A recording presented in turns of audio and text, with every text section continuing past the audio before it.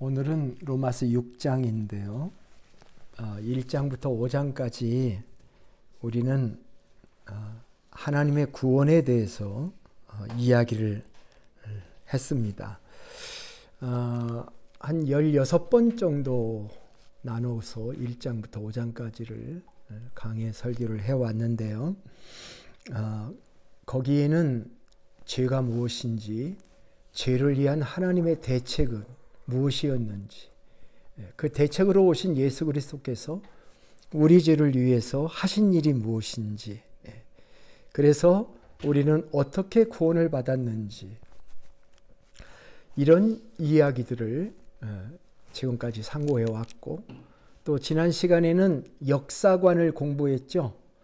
이것은 한 개인의, 예수님 한 분의 어떻게 하다 보니까 이루어진 하나의 감정적인 한 사건이 아니라 태초부터 하나님의 계획에 의해서 아담으로부터 이뤄려 버린 믿음을, 그 원죄를 예수님께서 다 담당하셔서 마지막 아담으로, 마지막 사람으로 주님이 오셔서 우리의 구원을 이루셨다, 이런 이야기를 했습니다. 우리는 행위로 의롭다 하심을 얻을 수 없는 존재고, 믿음으로 의롭다 하심을 얻어서 믿음의 의를 얻었다 하는 그런 말씀도 우리가 함께 나누었습니다. 그런데 이제 6장부터는 조금 그 스트럭처가 다릅니다. 소위 6장부터 8장까지는 성화의 문제를 다루고 있습니다. 성화라고 하는 것은 예수님의 보혈로 구속함을 받은 사람들이 어떻게 실제 생활에서 거룩한 삶을 살아갈 수 있느냐 하는, 실제 삶에서 어떻게 예수 닮은 존재로 살아갈 수 있느냐 하는 문제를 다룬 것이죠. 인간은 그렇게 쉽게 안 바뀝니다. 시간이 필요해요. 예를 들자면은 미국으로 시집을 온 여인의 예를 한번 생각해 봅시다. 미국에 시집을 왔는데 신분이 바뀌었죠. 미국에 오니까 라스트 네임도 바뀌죠. 그리고 국적도 바뀌고, 또 심지어는 퍼스트 네임도 바뀌어서 이렇게 변화가 되었습니다.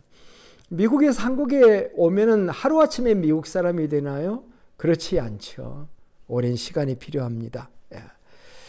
여전히 미국에 살면서도 김치를 먹어야 되고 쌀밥을 먹어야 되고, 모든 미국의 풍습이 낯설고 어설픕니다. 그러나 시간이 지나면서 미국화가 어느 정도 되어가는 것이죠. 우리가 예수 믿어서 구원받아서 하나님의 자녀가 되면 완전한 행동을 하는 사람이 되었으면 얼마나 좋겠어요? 그런데 그것이 한순간에 구원은 받을 수 있어도 한순간에 예수님의 성품대로 살아가는 사람의 변화가 일어나는 것은 그렇게 쉬운 것은 아니다. 그래서 구원받는 것도 중요하지만 구원 그 이후의 삶을 어떻게 살아가느냐 하는 것이 우리의 교회 생활이에요. 어떻게 보면은 우리의 신앙생활이죠.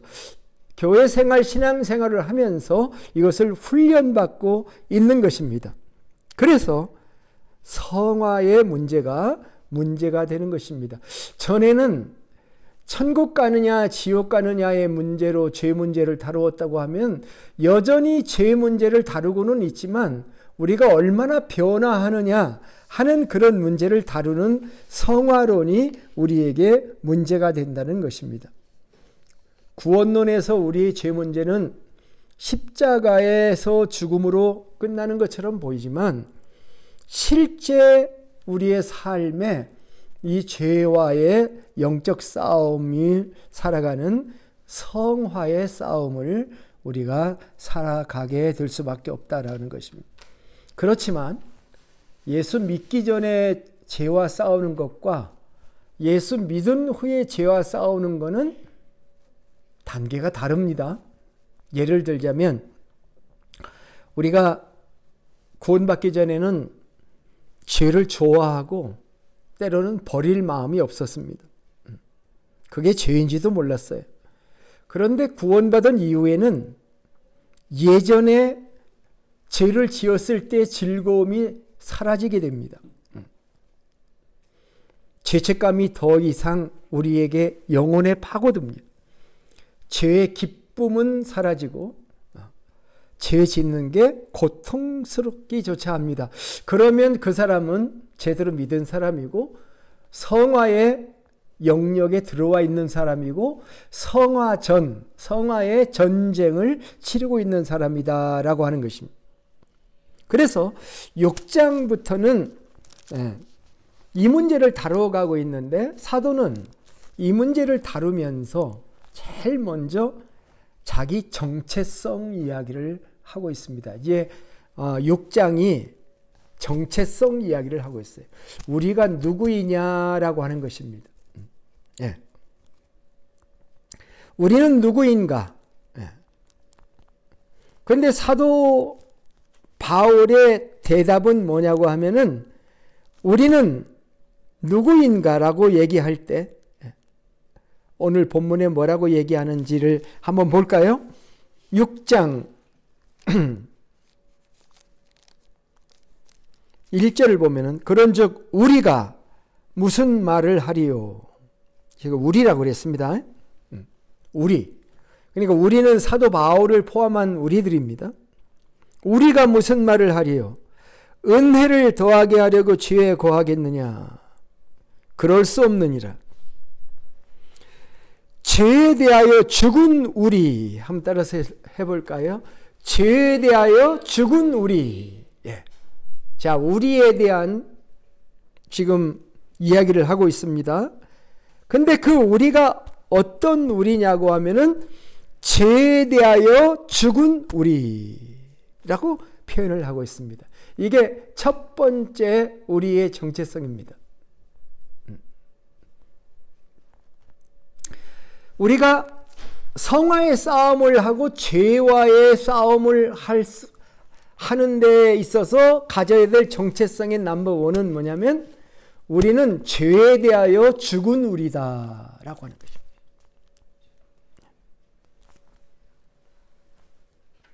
자, 이 문장을 잘 이해해야 됩니다. 죄에 대하여 죽은 우리다라고 하는 말. 자, 질문해 보겠습니다. 예스론으로 한번 답해 보세요. 이 말은 죄가 죽었다는 말이다? 예스, 노 한번 해보세요. 죄가 죽었다는 말이다? 예스가 아니라 노죠. 죄가 죽은 게 아니라 뭐가 죽었어요? 죄에 대해서 내가 죽었다. 그렇게 얘기를 합니다. 죄의 세력은 여전히 막강합니다. 죄의 세력 배후에 사탄이 있으니까요. 사탄이 불순종하는 아들들 가운데서 역사하면서 눌렀나요? 이거 지금 네. 사탄이 불순종하는 아들들 가운데 역사하면서 죄라고 하는 영역으로 인간들을 아주 흡입을 하고 있어요. 마약과 살인과 부정과 더러운 일들과 모함과 치열한 경쟁 사회 속에서 짓밟는 다른 사람의 인격을 짓밟는 것과 이 모든 것이 그 죄라는 영역 안에 있는데요. 그 뒤에 막강한 사탄의 강력한 흡입구로 영혼들을 빨아들이고 있어서 죄는 여전히 강력하기 때문에 죄는 죽지 않았습니다. 아주 강력하게 역사하는 바이러스에 이 땅에서. 지금도 죄는 역사하고 있습니다. 죄가 죽은 게 아니다는 거예요. 죄에 대해서 내가 죽었다라고 해요. 만일 세상이 아무리 강력해도 내가 죽으면 어떻게 됩니까? 그 강력한 세상이 나에게 힘을 쓸 수가 없습니다. 그 어떤 것도 나에게 아무런 규제를 하지 못합니다. 자, 두 번째. 이 말씀은 죄에 대하여 내가 죽도록 노력해야 된다는 말입니까? 아닙니까? 죄에 대하여 내가 죽은 건 아니고 내가 죽도록 노력해야 된다라고 하는 말입니까? 아니면 우리는 이미 죄에 대하여 죽은 자라는 말을 하고 있는 겁니까? 노력입니까? 사실입니까? 질문이 애매하죠. 성경 구절을 보면은 둘 다를 얘기하는 것처럼 보이기도 해요. 어떤 때는. 근데 오늘 이 말씀에서 죄에 대하여 죽은 너희라고 표현을 하고 있는 것에 대해서는 어떤 의미입니까? 죽었다는 거죠. 죽으려고 노력할 필요가 없다는 그 뜻입니다. 죽었다는 거예요. 뭐 흔히 내가 죽어야지. 그럼 내가 안 죽었다는 뜻이잖아요. 예? 예. 그런 의미는 아니라는 거예요. 네가 아직 안 죽었으니까 네가 너를 죽여야 된다. 그런 의미로 이 말씀을 했는지 안 했는지를 잘 살펴봐야 됩니다. 죄에 대하여 죽은 너희. 자, 분명하죠? 우리는 이미 죽은 자인 것을 알아야 된다. 그렇게 얘기를 하고 있는 겁니다. 아주 다른 얘기입니다. 그 다음에 질문 세 번째. 혼자 죽은 것입니까? 아니면 우리가 죽은 것입니까? 우리라고 표현했죠. 자, 이것은 주관적인 어떤 경험이 아닙니다. 우리라고 하는 객관적인 이야기를 지금 하고 있습니다. 한 사람이 주관적으로 죽었을 수 있고 다른 한 사람은 안 죽었을 수도 있는데 그리스도인 전체를 얘기하면 사도 바울은 우리가 죽었다. 죄에 대하여 죽은 우리라는 표현을 하고 있다는 점에서 우리의 눈을 좀 떠야 됩니다. 아, 이것은 혼자가 아니구나. 이 죽음은 공개적인 죽음을 얘기하는 것이다. 말하자면 합동 장례식 같은 것을 했다는 뜻입니다.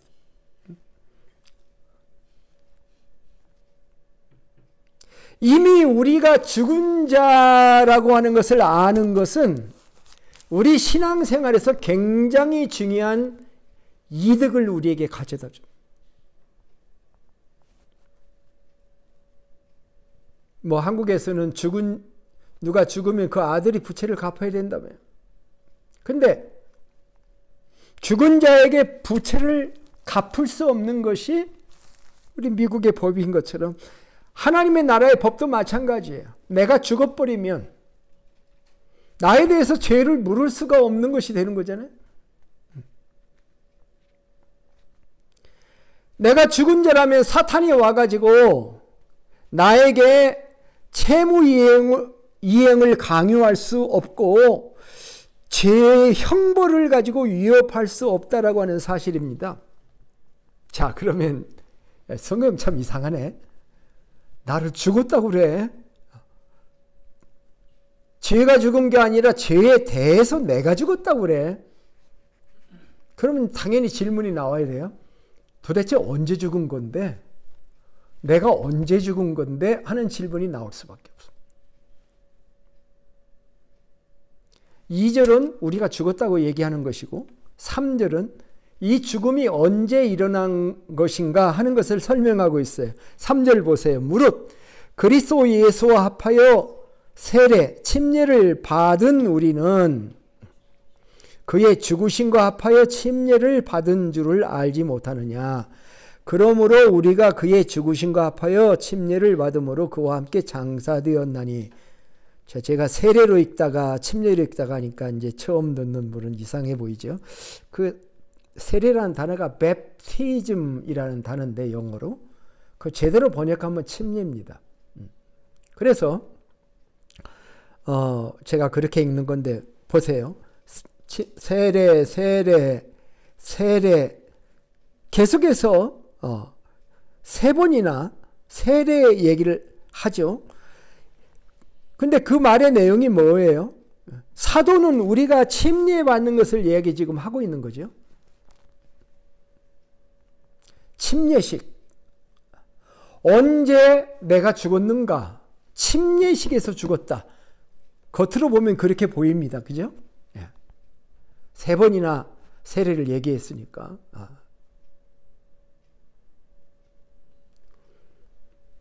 침례식은 사실은 장례식이기도 하고 생일 잔치하는 축하식이기도 해요. 죽음과 부활을 의미하기 때문에 아주 특별한 날이죠. 나의 옛 자아의 죽음을 선포하고 하나님의 자녀로 다시 태어나는 것을 선포하는 예식, 이것이 세례식이고 침례식이죠. 참 아름다운 예식입니다. 엄청난 의미를 가지고 있는 예식이에요. 그런데 세례만 받으면, 침례만 받으면 예식으로서의 세례, 예식으로서의 침례만 받으면 나는 죽은 것인가? 세례식을 얘기하는 것인가? 겉으로 볼 때 세례식을 얘기해요. 그런데 사실은 세례식 이전에, 침례식 이전에, 예식 이전에 먼저 있어야 될 것은 예수님을 영접하는 사건이 먼저 있어야 되겠죠. 그죠? 예를 들어보겠습니다. 결혼식 중요하죠. 결혼식이라고 하는 것은 이제 두 사람이 결혼해서 부부가 되겠다고 하는 것을 외부에 선언하는 거죠. 그러면 결혼식이 있어야 참 중요한 건 맞지만 결혼식 하기 전에 해야 될 일이 뭡니까? 두 사람이 사랑하고 서로 교제하고 평생을 함께 하겠다고 하는 거 약속이 선행되는 거죠. 그죠? 그럴 마음을 서로 가지고 그 다음에 그것을 결혼식으로 사람들에게 드러내는 거잖아요. 그래야 결혼식이 되는 것처럼 우리가 세례를 받거나 침례를 받을 때 그거보다 더 먼저 중요한 것은 뭘까요? 예수님을 나의 구주와 구세주로, 주와 구세주로, Lord and Savior로 영접하는 사건이 먼저 있어야 되겠죠. 예수님이 나의 죄를 위해 십자가에 죽어주시고 무덤에서 부활하셨습니다라고 하는 고백을 우리가 해야 세례를 받을 수 있고 침례를 받을 수 있는 거 아니겠습니까? 그 사건이 먼저 있어야 돼. 그걸 먼저 믿는 사건이 일어나야 되겠죠. 그래서 주님을 영접한다고 생각해 보세요. 자, 이 주님을 영접하는 사건이 세례하고 침례하고 연결되는 사건입니다. 내가 내 마음속에 주님을 영접할 때 내 마음속에 예수님이 들어오셔서 내 안에 사시는데 그 사건이 침례와 같은 겁니다. 성령 세례라는 말 들어보셨죠? 성령 침례라는 말 들어보셨죠? 주님이 내 안에 들어오시는 그 사건을 성령 세례 사건, 성령 침례 사건이라고 말합니다. 주님이 나를 들어오셔서 나를 접수하시는 거죠. 나를 잠식하시는 거죠. 내가 모시는 주님은 나보다 크신 분이기 때문에 내가 주님이라는 강물 속에 내가 들어가는 거죠. 내가 침례를 받는 것이고 내가 그 물 속에 들어가는 것입니다. 이게 성령 세례예요. 이 사건이 먼저 있어야만 되는 거죠. 고린도전서 12장 13절에서 우리가 한 성령으로 침례를 받아 한 몸이 되었고 또 한 성령을 마시게 하였느니라. 자, 한 성령으로 침례를 받았다.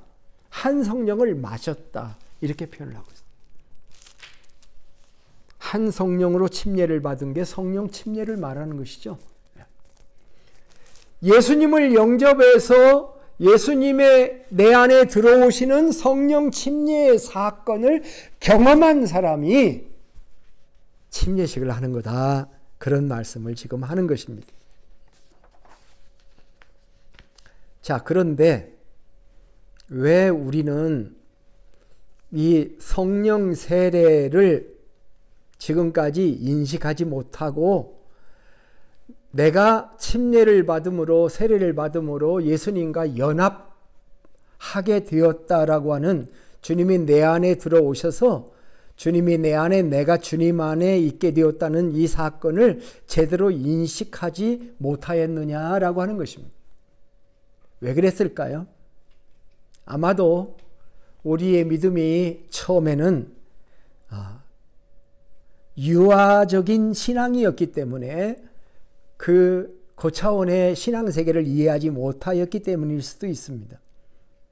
아직 입문 단계에서 우리가 침례를 받기 때문에 그 깊은 의미, 그 넓은 의미를 다 이해하지 못하고 기본적인 것만 이해를 했을 수 있습니다. 여기에는 목회자들의 책임도 있다고 생각합니다. 세례를 받을 때, 침례를 받을 때 당신은 죽었다는 것을 선포하는 예식입니다 라는 얘기를 똑바르게 했었어야 되는 거예요. 당신은 이 예식으로 물속에 들어가면서 이것의 의미는 당신의 죽음을 의미합니다. 이렇게 말했어야 돼요.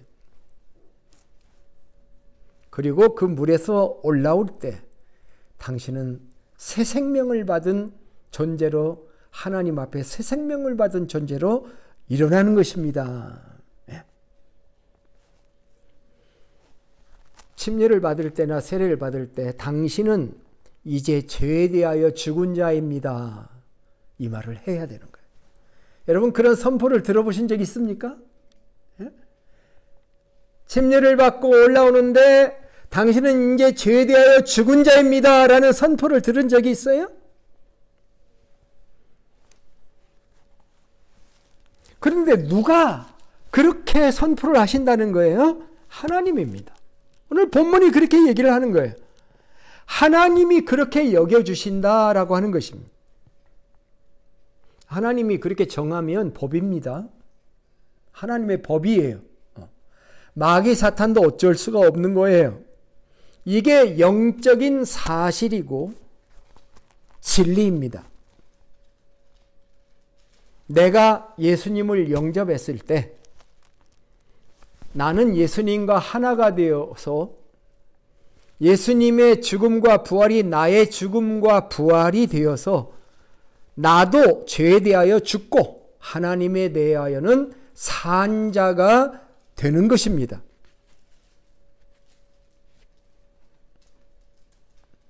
이게 법입니다. 이게 원리예요. 이것은 내가 앞으로 잘해야 그렇게 된다는 얘기가 아니에요. 은혜로 주어진 것이고 영적인 사실입니다. Spiritual truth. 물론 나도 잘해야 됩니다. 나도 나 자신을 죽은 자로 여기고 살아야 됩니다. 그렇지만 내가 그렇게 안 살면 내가 죽지 않은 것은 아니다라는 거예요. 내가 잘하든 잘하지 못하든 본질적으로 내가 예수님을 영접했을 때에는 나는 이미 죄에 대하여는 죽은 자이다. 그 이유는 예수님이 나의 죄를 위해 대신 죽으셨기 때문에 나의 죄를 사탄이 다시 물을 수가 없기 때문에 나는 죄에 대하여 죽은 자가 된 것이다. 다시 나의 죄를 물을 수 없는 존재가 되었다. 이것이 오늘 사도 바울이 우리에게 말하고 있는 핵심입니다. 이것이 우리의 본질입니다. 우리는요, 이 사실을 아는 것만으로도 우리의 경건 생활에 승리가 있게 됩니다. 우리가 예수 믿어서 내 죄를 주님이 다 담당하시고 죽으셨습니다. 사탄은 더 이상 나에게 나의 죄의 대가를 물을 수가 없습니다. 그 말은 나는 죄에 대하여 이미 죽은 존재나 똑같다 라고 하는 말과 같다는 것입니다. 그래서 우리는 예수님이 나의 죄를 위해 죽으셨을 때 나도 죄에 대하여 죽었다는 사실을 나는 믿습니다 라고 고백할 수 있어야 됩니다. 그렇게 고백해 보시기를 바랍니다. 물론 우리가 그렇게 고백한다고 해서 침례를 받은 이후에는 나는 죄와 상관이 없어서 내가 늘 승리하게 된다는 말은 아닙니다. 절대 아닙니다. 죄를 안 지을 것이라는 말도 아닙니다. 물론 우리가 그러기를 원합니다. 그렇지만 이 말의 의미는 그렇게 살지 못할지라도 나는 죄에 대하여서 이미 죽은 자이다 라고 하는 것입니다. 이해가 가십니까? 받아들일 수 있겠습니까? 나는 죄에 대하여 이미 죽은 시체와 같은 존재이기 때문에 누가 시체를 향해서 고발을 할 수가 있겠습니까? 사탄도 살아있는 욥은 고발할 수 있었지만 죽은 욥을 어찌하겠느냐 그 말입니다. 내가 예수님과 함께 죽었는데 누가 나를 정죄하고 고발할 수 있겠느냐고 하는 말입니다. 로마서 8장 34절에서 누가 능히 하나님께서 택하신 자를 고발하리요. 의롭다 하신 이는 하나님이시니 누가 정죄하리요. 죽으실 뿐만 아니라 다시 살아나시는 이는 예수 그리스도시니 그는 하나님 우편에 계신 자요 우리를 위하여 간구하시는 자신이라. 그렇게 말했습니다. 오늘도 우리가 성경 암송 중에 갈라디아 2장 20절이 있었죠. 참 위대한 구절입니다. 여러분 갈라디아 2장 20절 하나만 암송하고 그 말씀을 늘 생각하며 살아도 우리 승리할 수 있습니다. 이 갈라디아 2장 20절에서 말씀한 사람은 사도 바울입니다. 폴이에요. 참 이 땅에 폴이라는 이름 참 많아요. 그런데 오리지널 폴, 이 폴이 뭐라고 얘기했냐면 내가 그리스도와 함께 십자가에 못 박혔나니. 여기서 내는 바울입니다. 바울이 뭐라고 고백하냐면 내가 그리스도와 함께 십자가에 못 박혔다 이렇게 얘기를 했습니다. 이게 사실인가요? 이 세상의 시간대에는 맞지가 않습니다. 예수님과 함께 십자가에 못 박힌 사람은 양쪽에 두 강도였습니다. 그렇죠? 바울은 나중에 부름받은 사람이에요. 다마스커스 도상에서 사도행전 9장에서 부름받은 사람이죠. 예수님이 십자가에 못 박힌 것은 사도행전에는 안 나와요. 복음서 마지막에 등장합니다. 그러니까 사도 바울은 예수님과 함께 십자가에 못 박힌 적이 없어. 그러면 이 말은 무슨 말인가? 내가 그리스도와 함께 십자가에 못 박혔다니 I have been crucified with Christ 그렇게 얘기를 했는데 현재 완료로 설명했어요. 근데 이 말은 무슨 뜻입니까? 영적인 통찰력에서 오는 말이죠. 예수님이 십자가에 못 박히실 때에 나의 죄를 대신하여 못 박히신 것을 깨닫다 보니까 그 십자가에 나도 함께 못 박혀 있는 것을 영적으로 보는 겁니다. 통찰력이에요. 예. 그러면서 그런즉 이제는 내가 사는 것이 아니라 오직 내 안에 그리스도께서 사신다. 이제 내가 사는 육체 가운데 사는 것은 나를 사랑하사 나를 위하여 자기 자신을 버리신 하나님의 아들을 믿는 믿음 안에서 사는 것이다. 그렇게 고백했던 겁니다. 2000년 전에 십자가에서 나는 죽은 겁니다. 자, 사도 바울식으로 얘기하자면 그렇습니다. 사도 바울처럼 얘기하면 나도 2000년 전 십자가에서 우리 모두가 죄에 대해서 죽었습니다. 예. 그래서 아까 사도 바울이 나중에 얘기하잖아요. 죄에 대하여 죽은 우리라는 표현을 썼습니다. 예수님과 함께 죽은 거예요. 주님이 죽으실 때 미래의 우리를 포함하고 죽으신 것입니다. 이것이 객관적이고 영적인 사실입니다.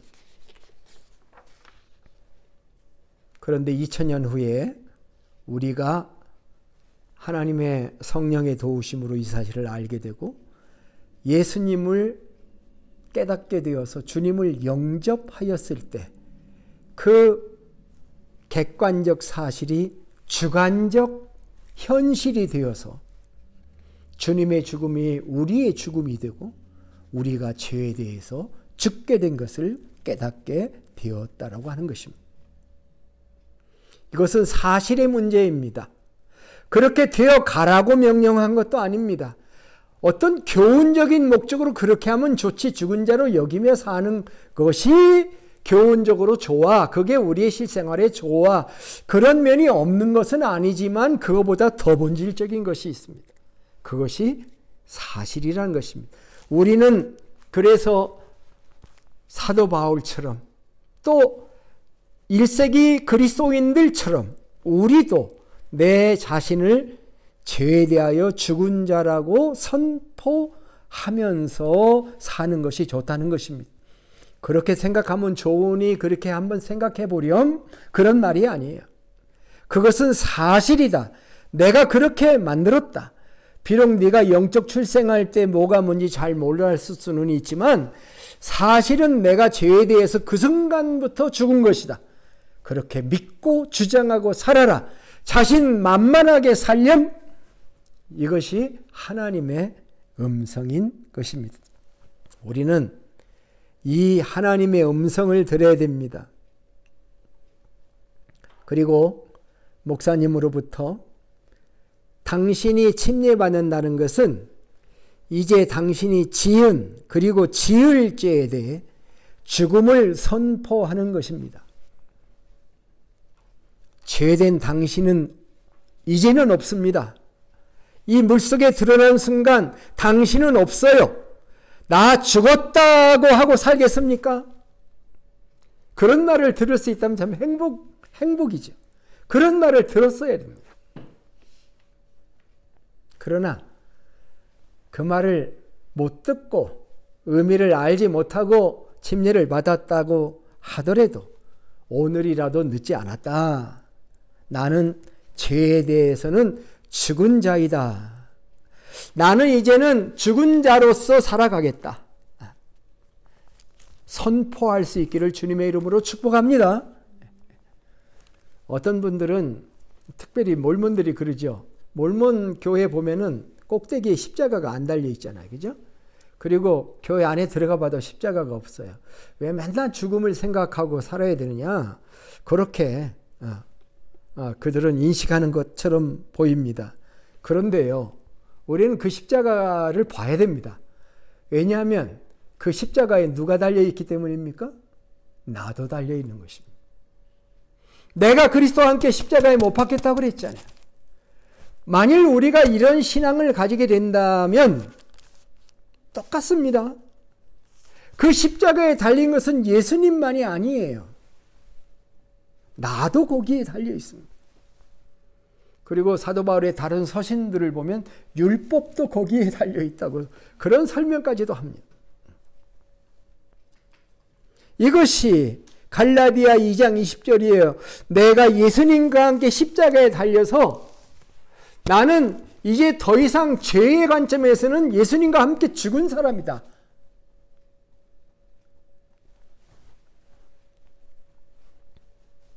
아무도 그 사실을 깨닫지 못했습니다. 그러나 복음이 왔고 하나님께서 사도 바울에게 성령으로 감동해 주셨기 때문에 사도 바울이 그 사실을 깨닫게 되었습니다. 십자가의 의미를 깨닫게 된 겁니다. 그래서 그런 고백이 나오게 된 것입니다. 십자가 앞에서 우리는 내가 죽고 주님이 내 안에 살아계신 것, 그것을 고백하며 살아갈 때에 놀라운 신앙의 은혜가 축복이 주어진다고 저는 믿습니다. 우리는 죽은 척하는 사람이 되면 안 됩니다. 예? 실제로 죽었다니까요. 예수님의 죽음으로 내가 죽은 거예요. 그게 영적인 의미입니다. 타나토시스라는 말이 있어요. 그 타나토시스라는 말의 뜻은 뭐냐면은 그 죽은 척하는 행동을 말하는 거예요. 안 죽었는데 죽은 척하는 거예요. 살아 있는데 죽은 척하는 거예요. 그건 아니라는 거예요. 이 죽은 척하는 행동은요, 이 타나토시스는 일부 동물들이 위험한 포식자를 만났을 때 생존을 위해 사용하는 전략 중에 하나입니다. 예를 들면 북미에 불곰이 있어요. 그리즐리 베어 같은 이 불곰을 만났을 때는 도망치거나 싸우는 것보다는 죽은 척, 플레이하는 거죠. play dead. 이 죽은 척하는 것이 오히려 생존율을 높이는 것으로 알려져 있습니다. 왜냐하면 곰은 움직이지 않는 먹잇감에는 흥미를 잃고 떠나는 경우가 많다는 겁니다. 하지만 모든 곰에는 통하지는 않는다고 그래요. 특히 흑곰 등은 도리어 공격을 멈추지 않고 죽은 것도 먹는 곰들은 죽은 척하는 거 상관없습니다. 당하죠. 성경이 우리에게 죽은 척하는 이 타나토시스 플레이를 하라고 하는 겁니까? 아닙니다. 안 죽었는데 죽은 척 하라는 뜻이 아니에요. 영적인 원리를 좀 봐라는 거예요. 예수님이 십자가에 달렸을 때 너도 함께 죽었기 때문에 너는 영적인 현실 상황에서는, 요즘 말로 하면 영적 증강 현실 속에서는 너는 죽은 자이다는 거예요. 네 죄를 예수님이 다 담당하셨기 때문에 너는 죽은 자나 똑같다.